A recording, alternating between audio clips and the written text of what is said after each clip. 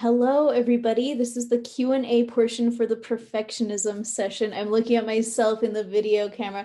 I forgot about putting makeup on until the last minute, and I thought, oh my gosh, my makeup. And then I thought, no, it's a session on perfectionism. I can't wear makeup. I have to be okay with myself as I am. So anyway, there we go. What are your thoughts? Any experiences that you would like to share, or questions, or anything of that nature? You can type them into the chat, or unmute yourself and share verbally if you want.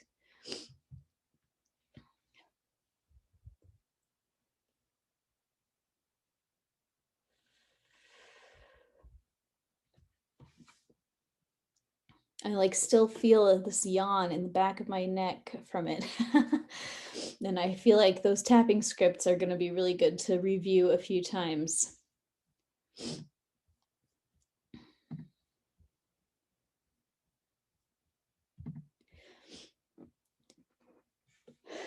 Heather says, thank you, so powerful. Yay. I guess, oh yeah. Do you feel any resistance to people in the group to receive this?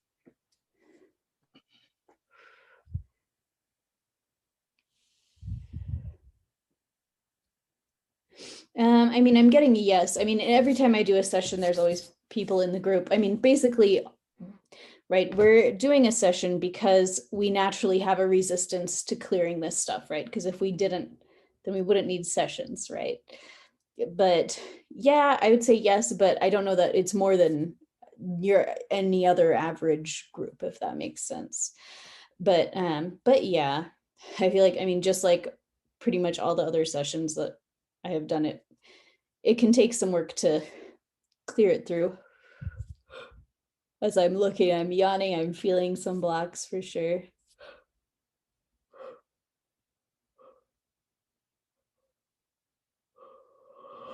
I just heard, I don't want to be seen.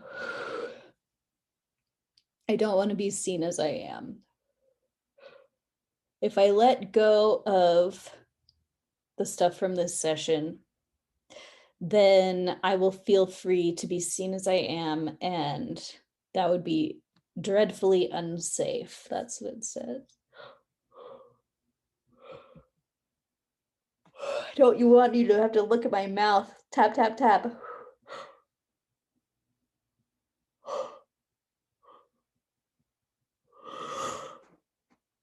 Ooh, tapping out some blocks. Ooh, about not wanting to be seen. And why are we afraid to be seen as we are? Because we're going to be judged. So I will I'll add that at the end of this, a reminder to go do goodbye judgy pants if it feels necessary, the other session on judgment and feeling judged and judging others. Because the secret about when we're afraid of being judged by other people, the real secret is that it's because we judge other people, and I've definitely found that to be true for myself. Like now that I basically don't care what other people are up to, I'm not sitting there judging people, which it was not always true for me. I mean, when I was a teenager and young 20s, I was super judgy, but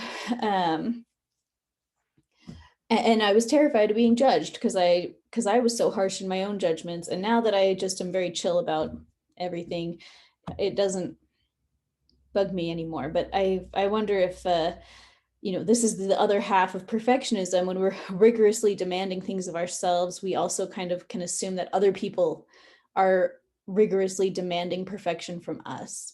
And I mean, some people do, right? But so what? Who cares? They're not the boss of you. They're not your judge. They can't be in charge of you. So I'm just holding space for any blocks that are ready to clear. We can just clear them out right now with our breaths.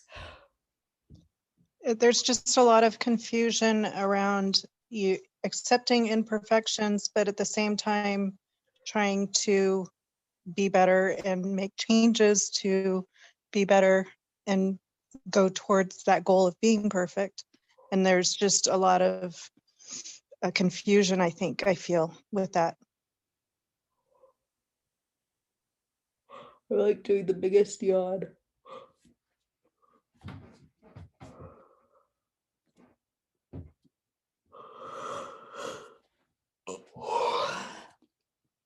So what's coming up as I'm thinking of that is the concept of divine paradox, where I'm trying to think of a good example of it. You see it in the scriptures a lot, as far as like man cannot live on bread alone, but like feast on the scriptures, or that kind of thing. Or that's like not a great example of it, but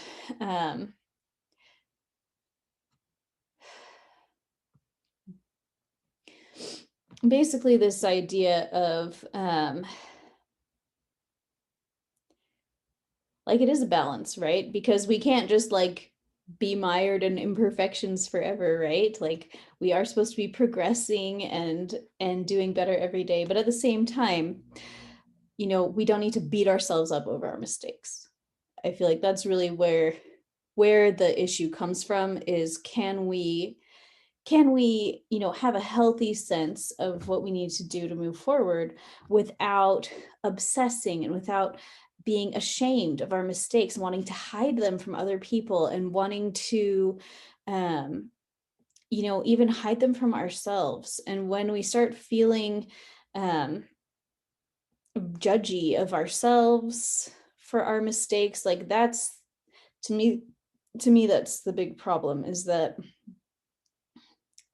there's not time for that. It's just bad for our bodies, you know, to sit there and judge. And like, and so I'm like hearing the thing, well, how, if we're not supposed to judge, then how will we know that we're not being perfect? And you know, we have to judge ourselves so that we can keep getting perfect. But I don't think that has to be true. You know, I don't know that we have to be like slave drivers for our own souls, you know. It's this idea of, you know, having this idea. I mean, what's coming to me is you know, the concept of like Christ, like the Christ consciousness, the concept of Jesus Christ. And like you can read in the New Testament and read in the Sermon on the Mount and get a really good idea of the things that Jesus is preaching about how to be perfect, right? We're being meek, we're being humble, we are going the extra mile and serving others and taking no thought for tomorrow and letting God provide for us. And um, you know, we have, when we have that kind of archetypal understanding of what we're supposed to do, I mean, is it helpful to sit there and then pick at ourselves when we don't do it perfect, you know? I don't feel like it's helpful, you know.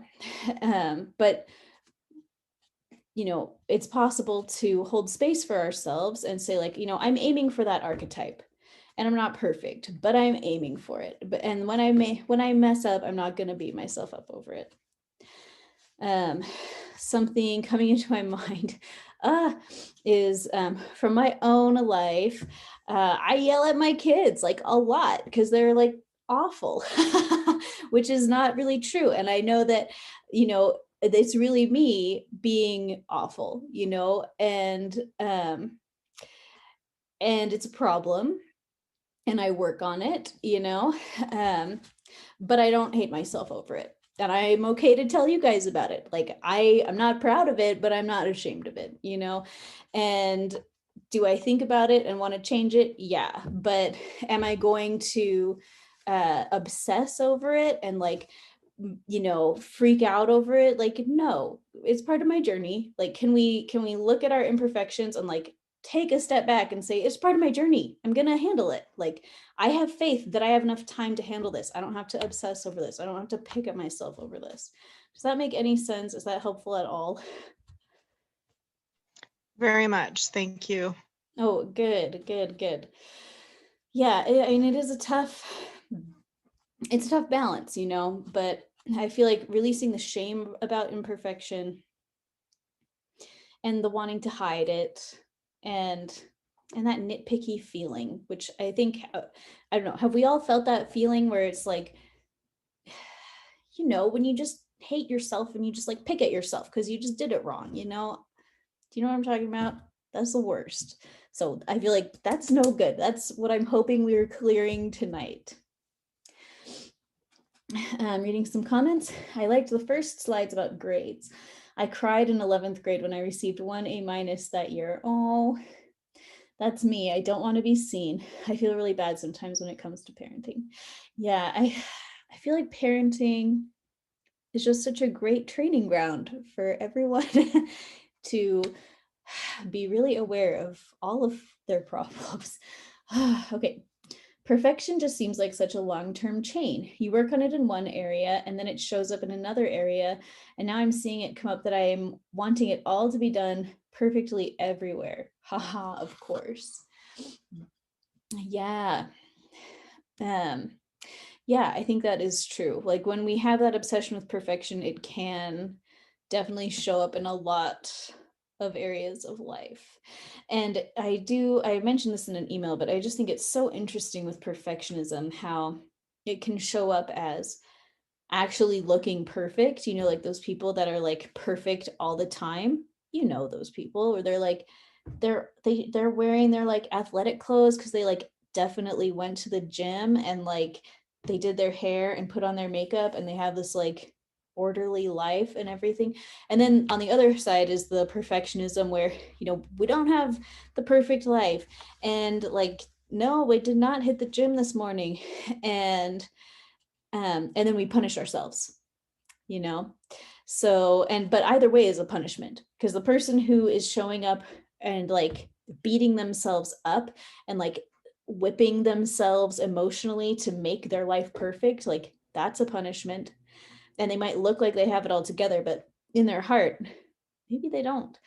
And then for so many of the rest of us, we're sitting there like, oh, my life's not perfect, well, I'll punish myself some other way. And a lot of times that can be with food or with not doing things that we know we should do, or you know, everyone's different. We come up with our own ways of punishing ourselves for our imperfections, but it doesn't help. We just need to take a step back and say, God sent me enough time. I have plenty of time to work on everything. Every single day, it's going to start resolving. You know, every day I'm coming a little bit closer, and I believe it. Okay. Anonymous message. My throat area is buzzing. How could this be related to the session? Things said or unsaid. Ooh.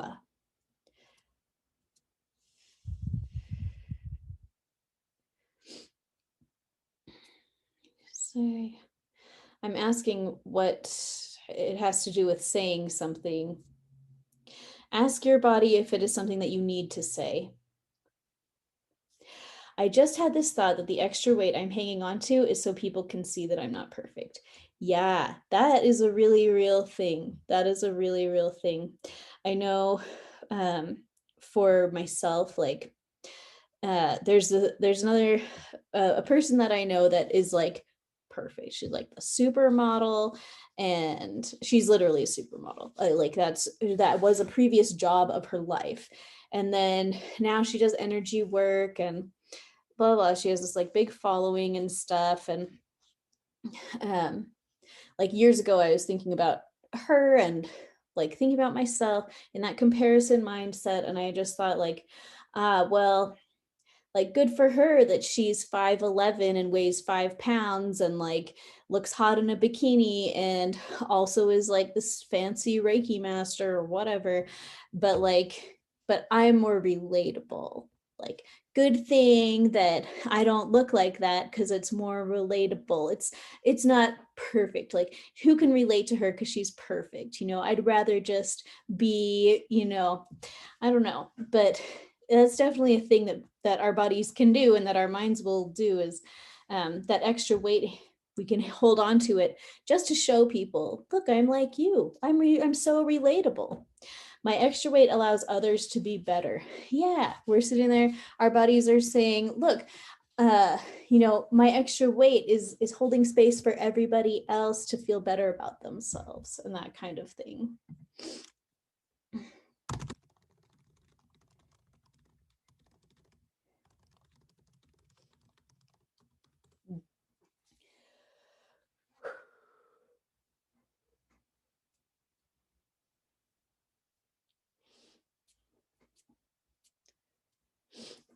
So what can I do about that? I think in the short term, I mean, here, I'll challenge you. I challenge you to journal about that for 3 pages a day, every day, for 2 consecutive weeks, and then see what has shifted in your mindset after that. Okay. So everyone can take that challenge and you can report back and let me know how it goes. Um, but I think just getting really clear on our subconscious mind, and when you just write and you're just like, I'm just going to fill up these pages, your body's gonna, um, start. It'll start answering things for you. So you just write and write and write until you get a bunch of clarity on it. Okay. So I had asked if anything came up for the throat chakra needs to be said. And it says, okay, no. Does it feel confused? That's what's coming up right now. Confusion in the throat chakra.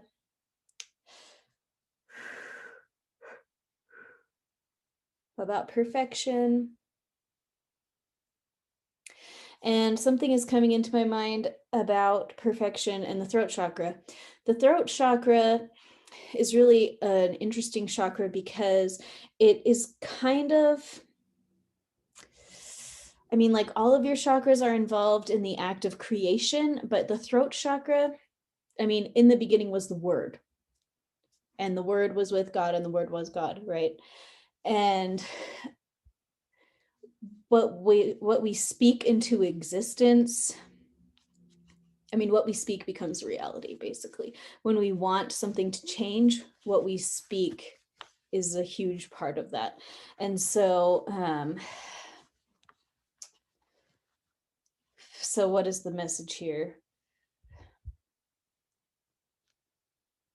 I don't know. See if this feels accurate. I'll write it down for you as well. I'm hearing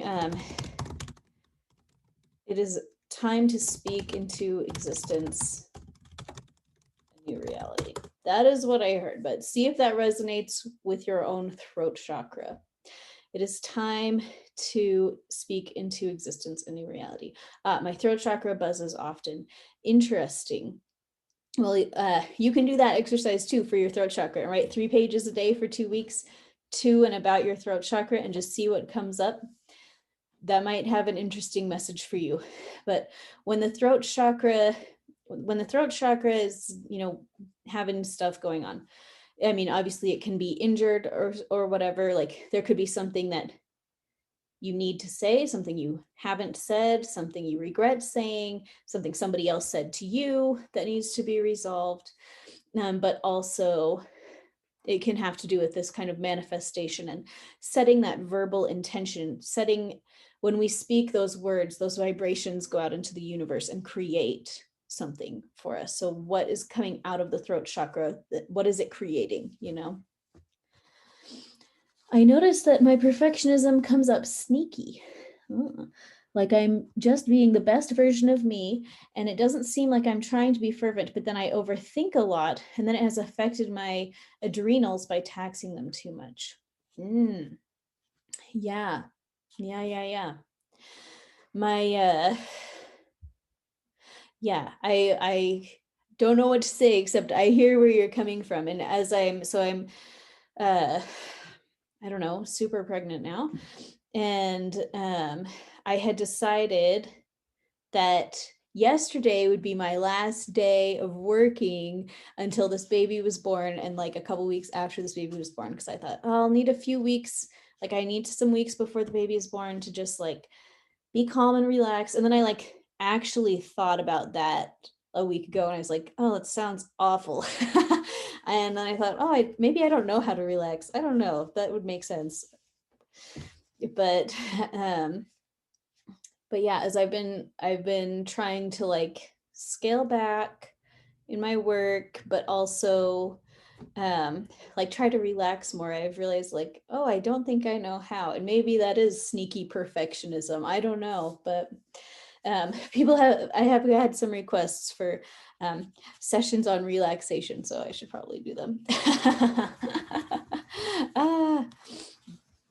So she says, thanks for the class tonight then. Yeah, no, this is what I love. So it was, I don't know, I guess I felt like my grandpa retired years ago. He retired when he turned 65 or something. He's 84 now. And he retired for like 3 months and decided it was the worst, and so he went back to work, and he still is working even now, and he's got 2 different kinds of cancer, just got the COVID shot like an idiot, but whatever, okay. And but he's still working. So I'm like, okay, I don't know, maybe it's just in the genes, just gotta do what we want to do. But anyway, I've caught myself doing that, folding laundry while we watch a family movie, not allowing myself to do just one thing. Yes, I totally do that too, by the way. Yeah, I have a really hard time just like doing the one thing, or like just watching a movie. I don't know. But we can all sit with that and write. Let's all just journal about how our perfectionism is showing up in sneaky ways and how we can let go of it. Because I think it really will be really individual for all of us, like in that monkey and fish image, where, we're all different. And what is required for each of us differently to release our perfectionism, and how perfectionism shows up for each of us, is going to be really different. So healing it is going to look different. How we present when we have healed it is going to be different person to person, and that's okay. And it's just up to us, like each of us has to take our own responsibility to figure out what exactly changes we have to do. And we can do that by like mindful, prayerful journaling, and really just sitting there and meditating on it. I loved in whatever image where we all held our hands open and just received that pink light into the palms of our hands. And I feel like meditating on this while holding that posture and imagining that pink light coming into our hands and flowing through our bodies, and asking the divine, like, I'm open, give me the answer. What do I need to heal this? What changes do I need to make to be able to heal this? As we do that visualization and receive through our hands, I think that we would all find some answers. If you set 10 minutes, set a 10-minute timer and do that. That's a long time to do that. You could set a 2-minute timer, but just give it a try and hold space for answers to flow down into your body. And then write them down and then do them, right? The 3-step process. So, okay. Well, thank you guys so much for being here tonight. You guys have lots of journaling assignments now, so I hope that you do them, and I hope that you report back on all the amazing things that you learn about yourself from doing those assignments. And yeah, thank you guys for being here tonight. Have a good night.